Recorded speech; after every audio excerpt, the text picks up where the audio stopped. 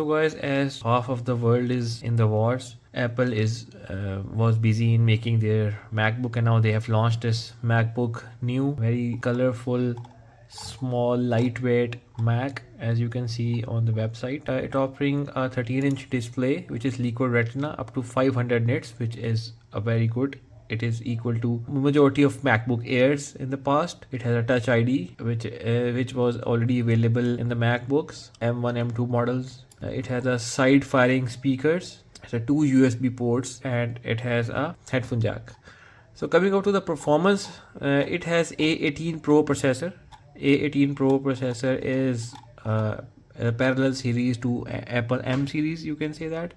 So guys, if you see in the Apple M2, you can see that it had up to 24 GB of memory, starting from 8 GBs. It has neural engine as well. It has 8 CPU cores and 10 up to 10 GPU cores. Some had 8 GPU cores, some had 10 GPU cores. It is better in multitasking as compared to A18 Pro. As compared to M2, the A16, it has a 6-core GPU and a 6-core CPU, and it is faster in single core performance, but it is not at par with M2 or M1 with multi-core performance. Overall, it lies between M2 and M1. You can feel the performance level when you are using it for the light tasks, like for example browsing and any other thing. You will feel it faster, snappier. But if you are video editing, if you're doing heavy tasks, then you will feel it lagging behind than Apple M series. Overall, it's a good combination,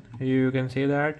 With the size and the price of this MacBook is too good. It is $599 US dollars. MacBook Neo with a class leading chipset inside, a good GPU, a good screen, and I can't comment on the speakers, but generally the speakers of Apple devices are better. This was from my side. I hope you like the video. Thank you very much.